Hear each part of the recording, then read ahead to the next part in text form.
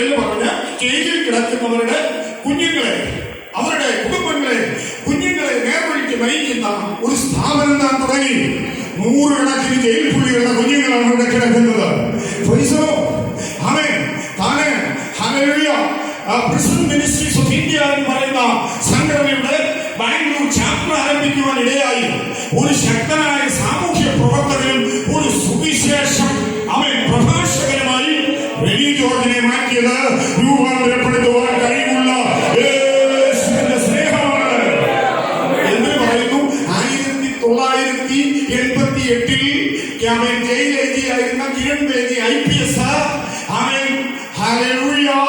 ദൈവത്തിന് സ്തോത്രം citizens award കൊടുക്കുന്നത് ഈ ജയിലിൽ കിടന്ന കോൾഡ് ബ്ലഡഡ് മർഡർ ആയിരുന്ന റെനി ജോർജിനാണ്. 2008 CNN IBN നൽകിയ റിയൽ ഹീറോസ് എന്ന് പറയുന്ന അവാർഡ് ഏറ്റെടുത്ത് വാങ്ങിയത് ഈ ജയിലിൽ കിടന്ന കൊലപാതകിയായ റെനി ജോർജാണ്. ഇന്നും രാജ്യങ്ങളിൽ അദ്ദേഹം യേശുവിന്റെ സുവിശേഷത്തെ പ്രസംഗിക്കുന്നു. ഇന്ന് രാത്രി പറയട്ടെ, യേശുവിനെ രൂപാന്തരപ്പെടുത്താൻ കഴിയാത്ത ഒരു വ്യക്തിയുമില്ല.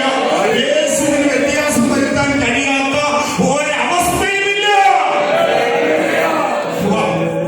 ദൈവത്തിന് മഹത്വം.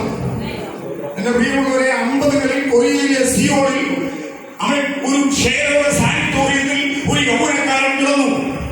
ആ യൗവനക്കാരൻ ക്ഷയരോഗം ബാധിച്ച് തന്റെ ശ്വാസകോശത്തിനെല്ലാം കേടുവന്ന് മരണം മുന്നിൽ കണ്ടുകൊണ്ട് അവിടെ കിടക്കുകയാണ്.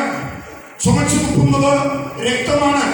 ലങ്സും അത് നെഞ്ചിനകത്തുള്ള അവയവങ്ങൾ എല്ലാം ക്ഷയരോഗത്താൽ ബാധിതനായി മരണത്തെ മാത്രം മുന്നിൽ കണ്ട് കിടക്കുമ്പോൾ ഒരു കൊച്ചു പെൺകുട്ടി സുവിശേഷ പ്രതിയുമായി അവനെ സമീപിച്ചു.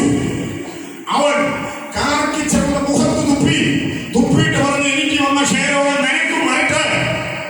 ഞാൻ ഒരിക്കലും യേശുവിനെ രക്ഷകനായി സ്വീകരിക്കുക, ക്രിസ്ത്യാനി ആയി തീരുക എന്നു പറഞ്ഞു.